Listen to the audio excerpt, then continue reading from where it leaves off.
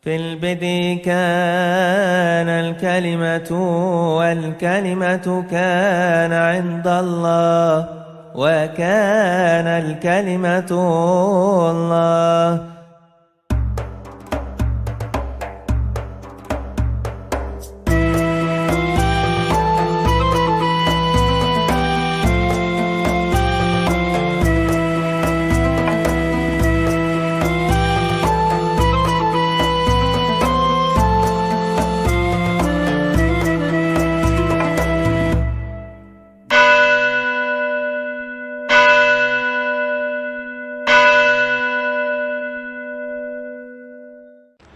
Selasa kemarin tanggal 27 Juli kita baru mendengar ucapan selamat Hari Raya Nauruz bagi umat agama Bahai di Indonesia oleh Gus Yakut, Menteri Agama kita. Ucapan ini menjadi kontroversi. Karena apa? Karena agama Bahai bukanlah agama resmi yang diakui di Indonesia, kata mereka yang menentangnya. Saudara-saudara, saya mengenal agama Bahai sudah cukup lama. Dulu sering dalam pertemuan-pertemuan di Ciganjur diundang oleh Gus Dur, maupun di istana ketika Gus Dur menjadi presiden, biasanya perwakilan Bahai Indonesia selalu hadir.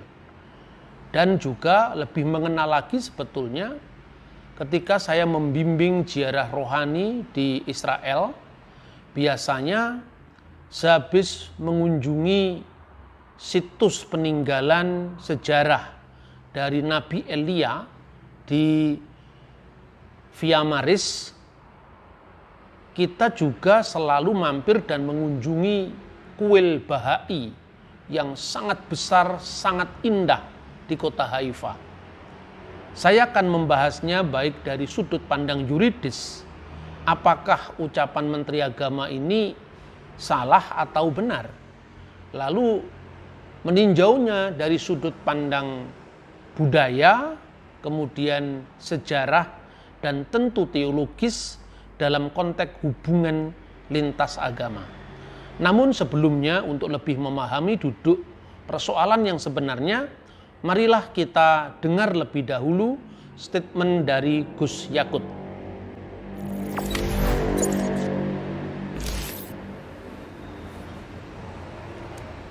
Assalamualaikum warahmatullahi wabarakatuh. Salam sejahtera bagi kita semua. Kepada saudaraku masyarakat Bahai dimanapun berada, saya mengucapkan selamat merayakan Hari Raya Nauruz 178 EB. Suatu hari pembaharuan yang menandakan musim semi spiritual dan jasmani setelah umat Bahai menjalankan ibadah puasa selama 19 hari.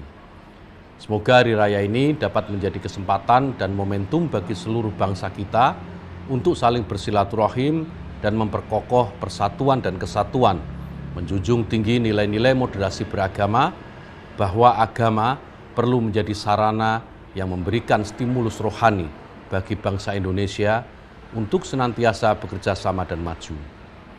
Demikian juga perlu menjadikan agama sebagai rahmat bagi semua makhluk.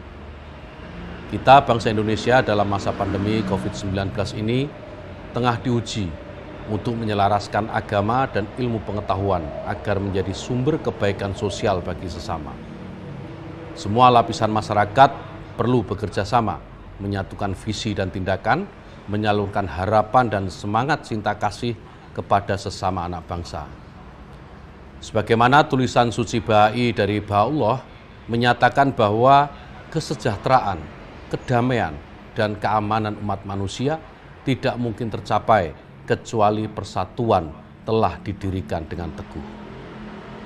Mewakili pemerintah, khususnya Kementerian Agama, saya menyampaikan apresiasi kepada seluruh komunitas Bahai dan seluruh umat beragama di Indonesia agar terus mengobarkan semangat persaudaraan, meningkatkan pengabdian dalam usaha bersama dengan pemerintah dan seluruh lapisan masyarakat demi mewujudkan cita-cita luhur yang menjadi pondasi berdirinya negara dan bangsa Indonesia yang sama-sama kita cintai ini. Semoga pandemi COVID-19 segera berlalu. Mari kita terus berkolaborasi dalam harmoni menuju Indonesia maju. Jadi sebenarnya tidak ada masalah dengan apa yang disampaikan oleh Pak Menteri. Secara historis, agama Bahai itu sudah masuk ke Indonesia pada awal berdirinya. Jadi agama Bahai ini mula-mula berdiri di Iran pada tanggal 23 Mei tahun 1844. Jadi ini merupakan agama baru yang muncul karena kekeringan rohani, sehingga sang pembawa agama ini menginginkan perdamaian bagi semua agama-agama di dunia. Dia dibawa pertama kali gagasan ini oleh Ali Muhammad yang dikenal dengan Al-Bab. Bab dalam bahasa Arab artinya pintu, maksudnya pintu kepada kerajaan Tuhan yang penuh dengan perdamaian. Dia juga mempersiapkan pemimpin berikutnya yang kemudian dikenal dengan Baha'ullah. Baha'ullah inilah yang kemudian memberikan kitab suci kepada penganut agama Bahai yang dikenal dengan Kitab I-Aqdas, atau di dalam bahasa Arab Kitabul Aqdas, kitab yang paling suci.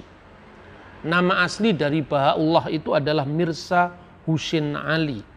Dan dua orang yang membawa agama ini ke Indonesia lewat India, lalu dia sampai ke Burma, lalu Singapura, dan kemudian Indonesia.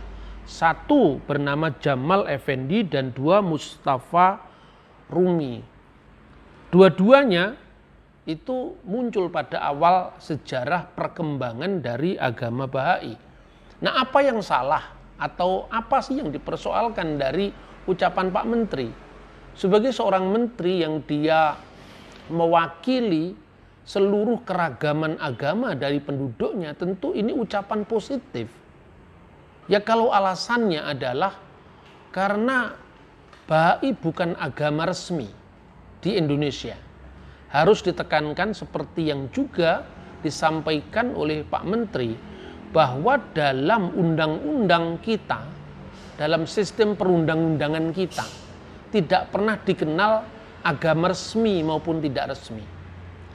Di dalam penjelasan Undang-Undang Nomor 1 PNPS tahun 1965 yang dikenal dengan Undang-Undang Penodaan Agama, khususnya pada pasal 1 dijelaskan demikian. Dengan kata-kata di muka umum, dimaksudkan apa yang lazim diartikan dengan kata-kata itu dalam kitab undang-undang hukum pidana. Agama-agama yang dipeluk oleh penduduk Indonesia, Islam, Kristen, Katolik, Hindu, Buddha, dan Konghucu atau Konfusius. Hal ini dapat dibuktikan dalam sejarah perkembangan agama-agama di Indonesia. Karena 6 agama ini adalah agama-agama yang dipeluk hampir seluruh penduduk Indonesia, maka kecuali mereka mendapat jaminan seperti yang diberikan oleh Undang-Undang Dasar 45 pasal 29 ayat 2, mereka mendapat bantuan-bantuan dan perlindungan seperti yang diberikan oleh pasal ini. Dan ini penting, penegasan dari penjelasan pasal 1. Ini tidak berarti bahwa agama-agama lain, misalnya Yahudi, Zoroastrian, Shinto, Taoisme, dilarang di Indonesia.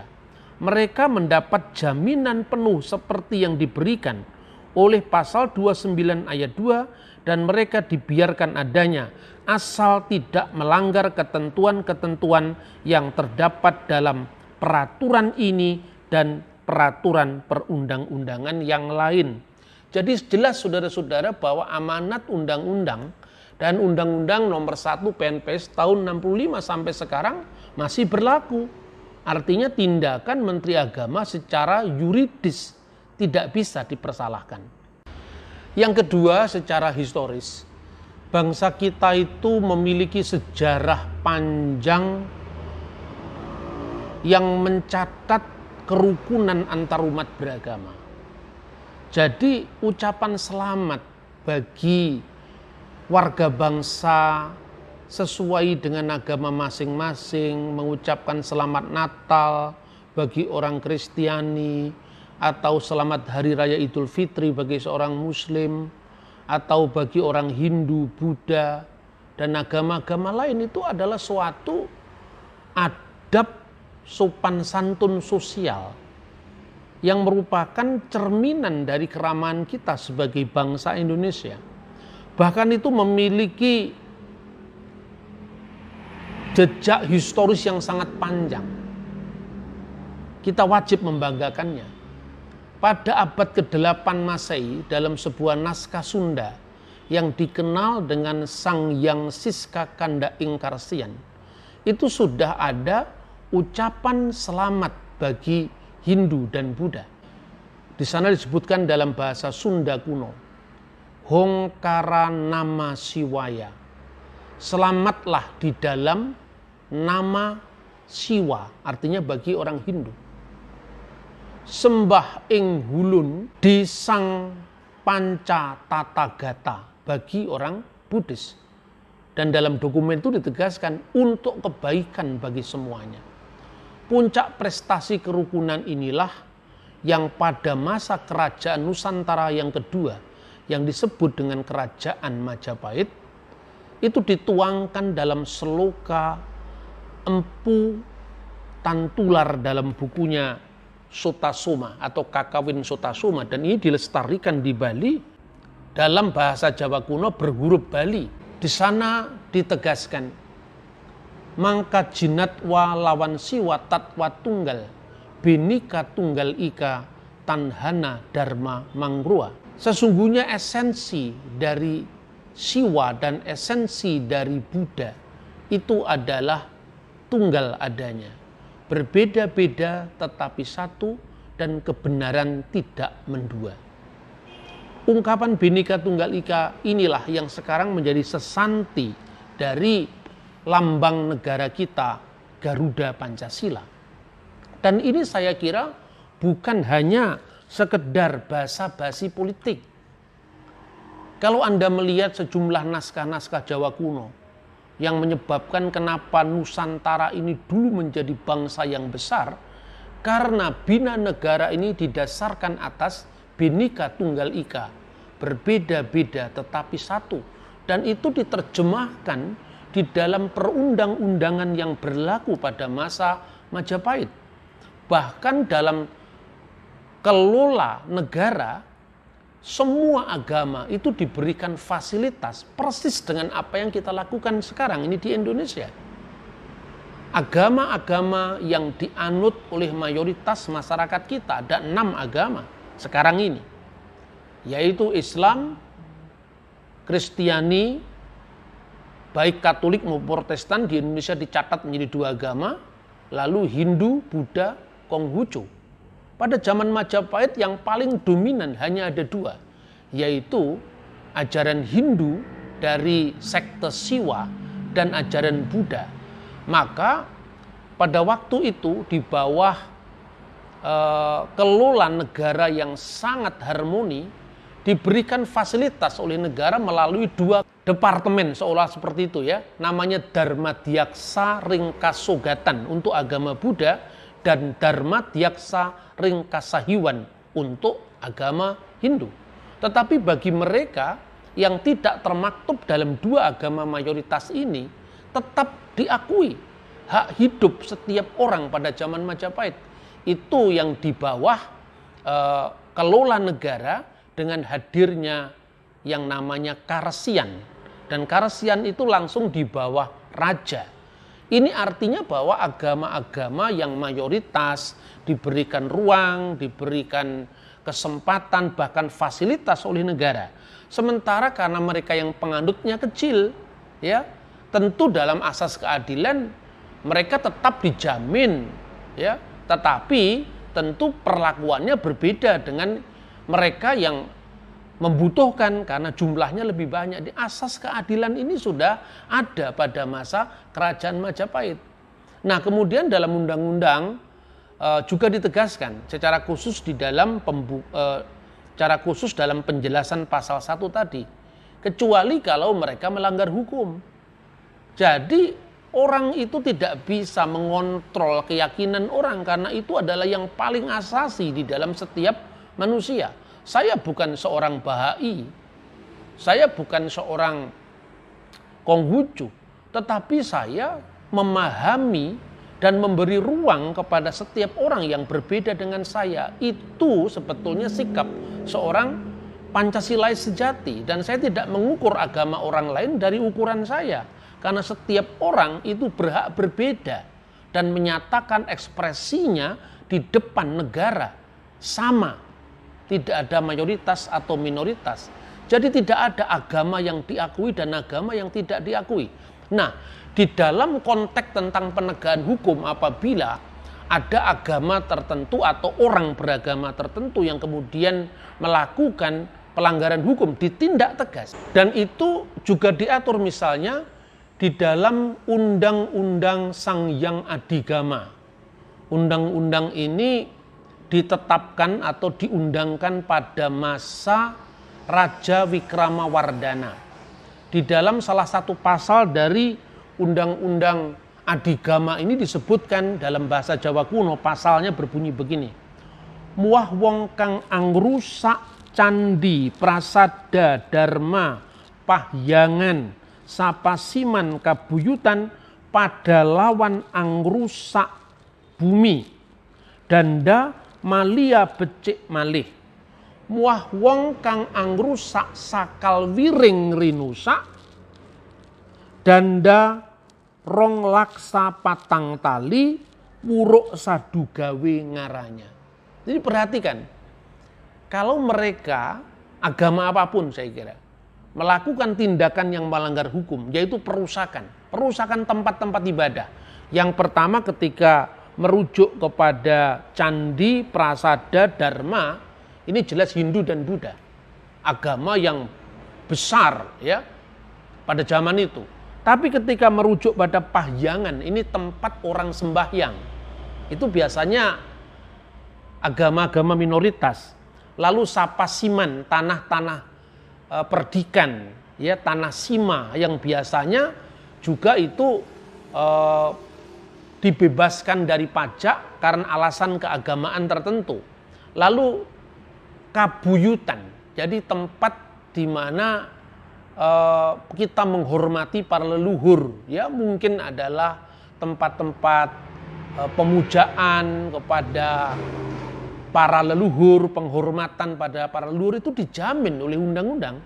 Dan apabila merusak fasilitas itu, maka dia harus disamakan dengan merusak seluruh bumi. Kemudian pada lawan merusak bumi, danda malia becik malih.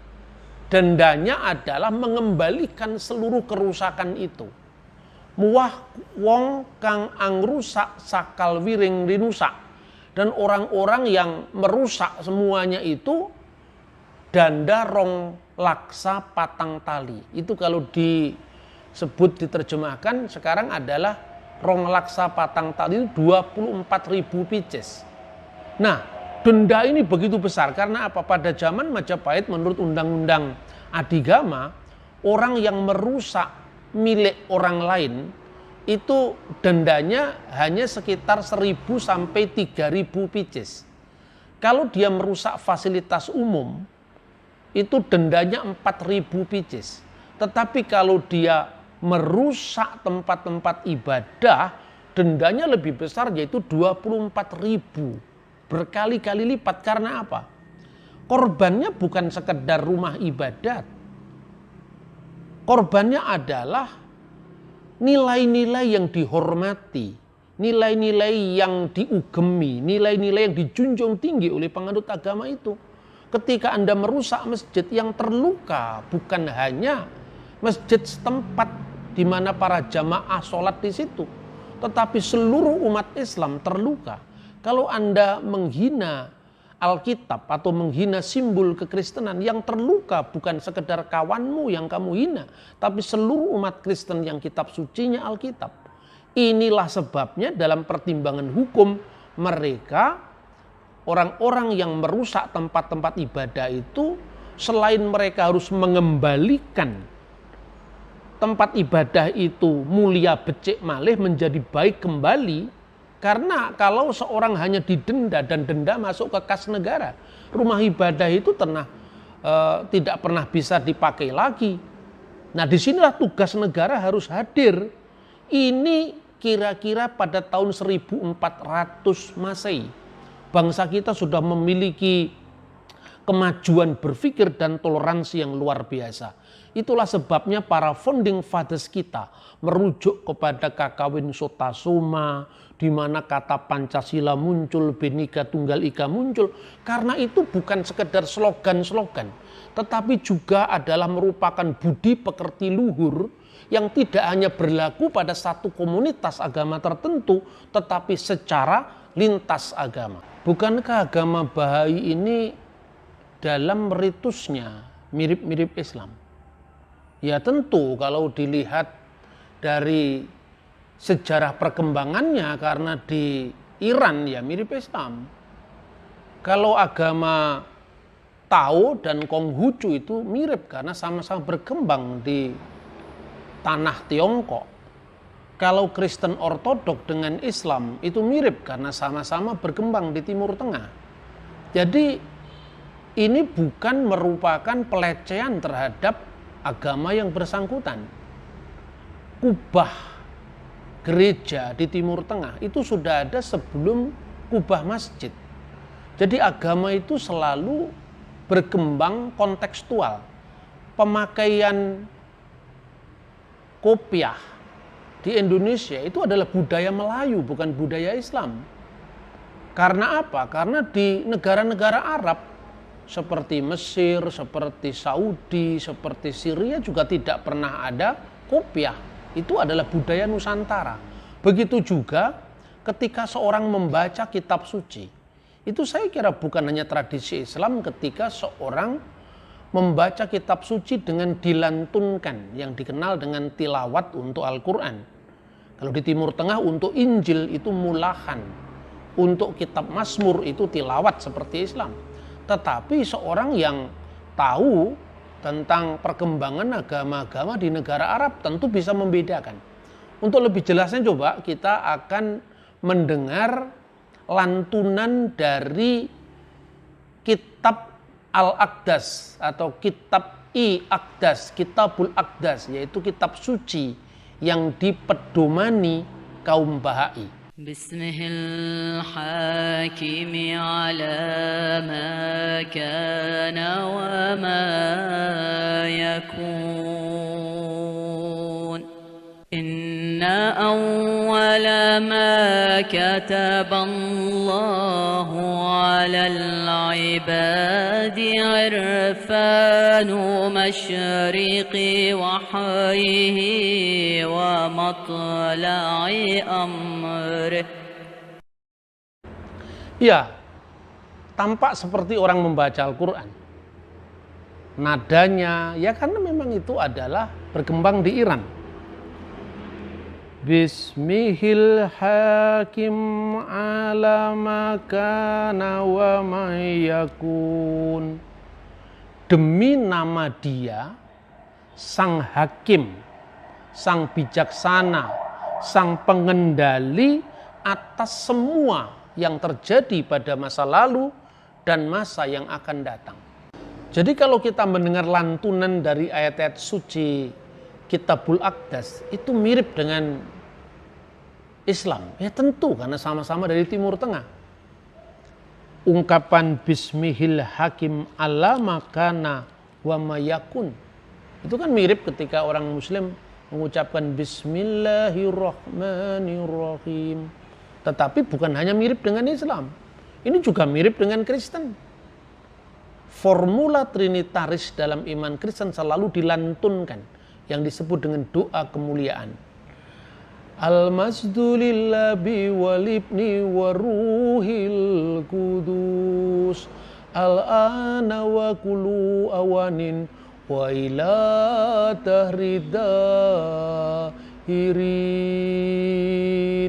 Segala kemuliaan bagi Bapa dan Putra dan Roh Kudus, sekarang dan senantiasa, serta sepanjang segala abad.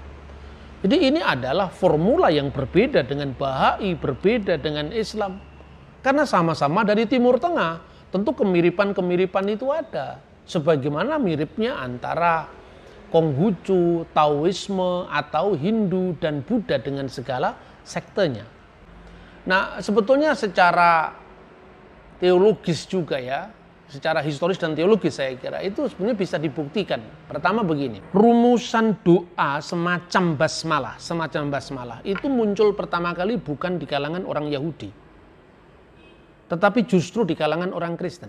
Kenapa? Kalau Anda cermati doa-doa Yahudi itu kan diawali dari Baruch atah Adonai Eloheinu melek haolam, Elohe Abraham, Elohe Yitzhak, Elohe Yaakub makin Abraham.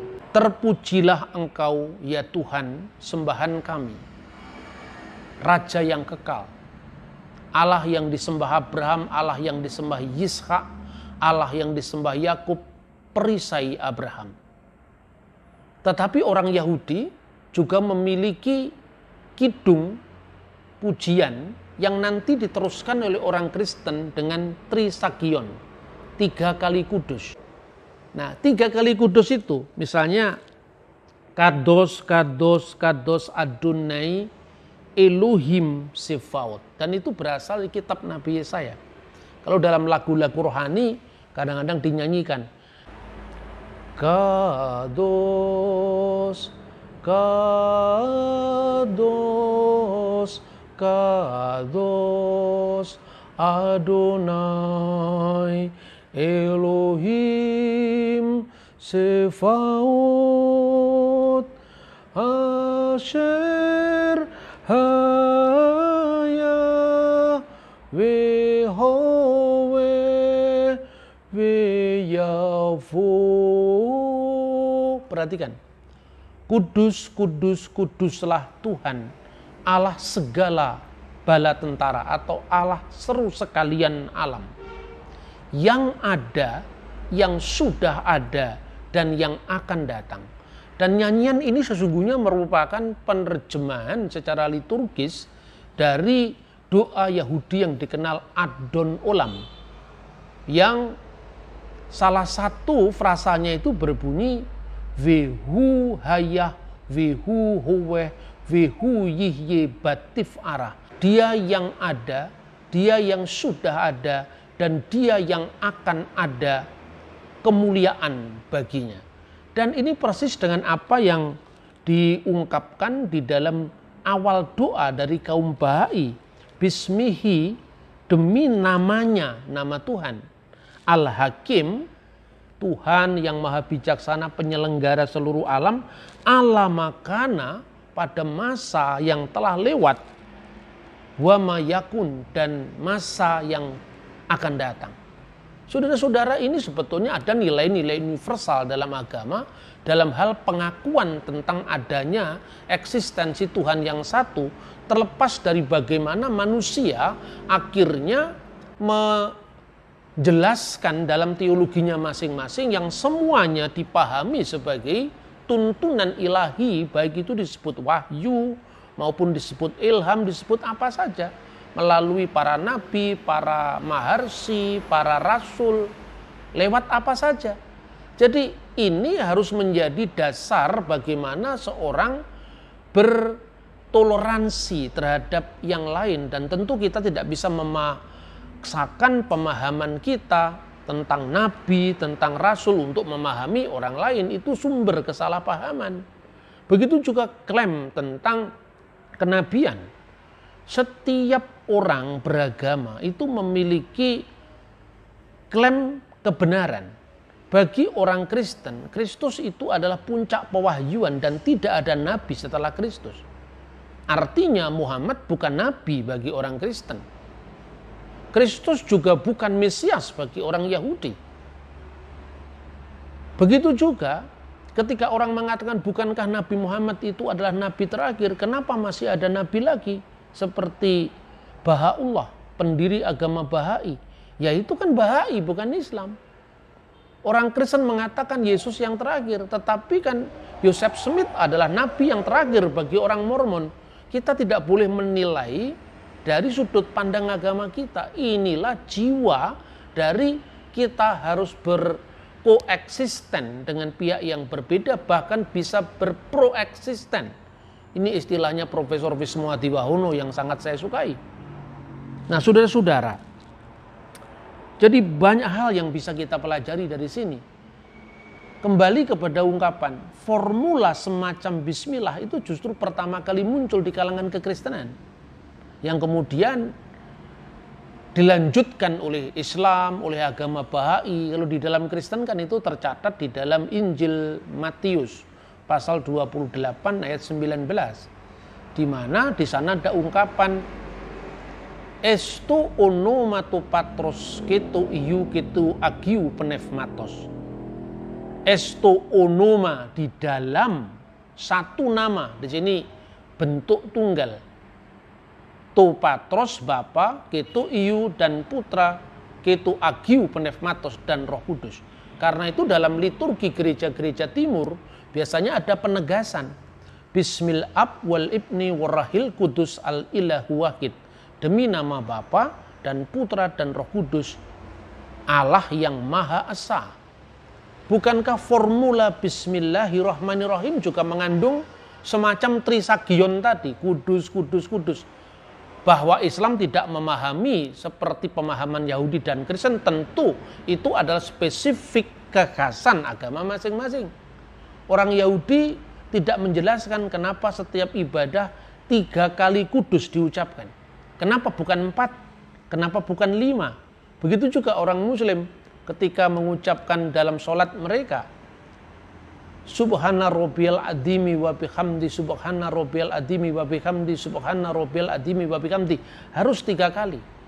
Orang Kristen tidak boleh mengintervensi dan mengatakan, lah itu bukti Trinitas. Bukan seperti itu. Tentu itu adalah hak dari masing-masing agama untuk menafsir teks-teks sucinya, dan kita tidak boleh mengintervensi agama lain.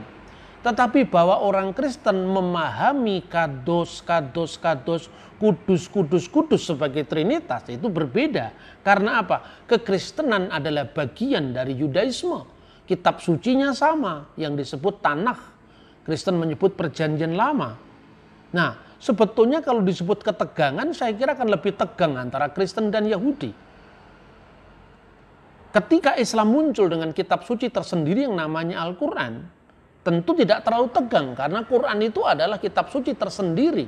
Artinya orang Islam tidak secara langsung merujuk pada kitab suci Taurat atau Perjanjian Lama, sekalipun diakui kitab Taurat, tapi tidak merujuk secara langsung mulai dari Sefer Bereshit, Sefer Elesemot, Sefer Wayikra, Sefer Bamidbar sampai Sefer Ele Hadebarim, kitab Kejadian, Keluaran, Imamat, Bilangan sampai Ulangan.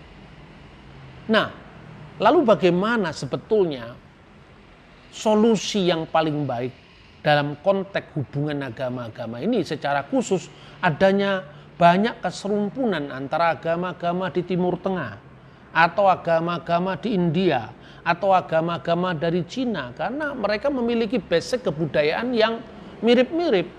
Dan itu saya kira tidak saling mengintervensi, karena agama Bahai adalah agama bukan Islam. Dan itu adalah haknya mereka untuk beriman, beribadah sesuai dengan keyakinannya. Nah, saudara-saudara, Profesor Muktiali pernah menawarkan apa yang disebut dengan metode paralelisasi di dalam perbandingan agama, bukan pertandingan agama. Kalau orang Kristen mengatakan Yesus bukan sekedar nabi dan rasul, tetapi dia adalah putra Allah, tentu jangan dipertentangkan dengan klaimnya Al-Quran. Lam yalid walam yulad misalnya, itu tidak ada hubungannya. Begitu juga ketika orang Islam menyebut Muhammad adalah sebagai khatamun nabiyyin. Saya kira orang Kristen juga tidak boleh mengintervensi berdasarkan kitab sucinya. Dengan pendekatan yang seperti ini yang dikembangkan misalnya oleh Profesor Muktiali, Profesor Sayyid Husin Nasir, kita tidak dalam konteks ya mengukur agama orang lain dari frame of reference kita. Tetapi kita harus memahami orang lain dari teologinya sendiri. Misalnya, dalam Islam, firman itu telah nuzul menjadi kitab suci Al-Quran. Dan di dalam Kristen, firman Allah, kalimatullah dalam Injil bahasa Arab, itu disebutkan wal kalimatus sara jasadan. Firman telah menjadi manusia. Makanya kalau dalam iman Kristen bukan firman menjadi kitab, tapi firman menjadi manusia. Penerima firman itu dalam Islam adalah Nabi Muhammad yang ummi. Sehingga pewahyuan itu dipahami oleh umat Islam sepenuhnya berasal dari Allah. Begitu juga sarana pewahyuan itu dalam Kristen adalah Maryam al-Adra, Bunda Maria sang perawan. Keperawanan Maria itu membuktikan bahwa Kristus benar-benar putra Allah. Artinya bukan Allah itu berputra secara fisik, artinya firman yang menjadi manusia. Iklim di dalam toleransi seperti ini dengan pendekatan yang bersifat paralelisme, bukan pendekatan polemik yang terlampau apologetik membela agamanya sendiri sehingga kehilangan hormat dan respek kita terhadap perbedaan. Dalam konteks seperti ini saya kira Pak Menteri Gus Yakut melakukan suatu tugas yang semestinya harus diemban beliau. Dia mengucapkan selamat kepada orang Kristen, selamat kepada orang Hindu, orang Buddha, bahkan agama-agama yang minoritas. Karena itu eksis di Indonesia. Saya bukan orang Bahai. Dan saya tentu menolak bahwa Allah sebagai Nabi saya. Saya menolak kitab Al-Aqdas sebagai kitab suci saya. Tapi kitab ini kitab yang maha suci. Yaitu kan bagi orang Bahai. Bagi saya ya Injil yang tersuci. Ketika saya melakukan komitmen terhadap agama dan iman saya tidak perlu harus terancam karena komitmennya orang lain terhadap agamanya. Dengan sikap seperti inilah kita merayakan perbedaan untuk Indonesia yang bernafaskan Bhinneka Tunggal Ika, berbeda-beda tetapi satu juga. Tuhan memberkati kita. Salam alaikum besem hamasiyah.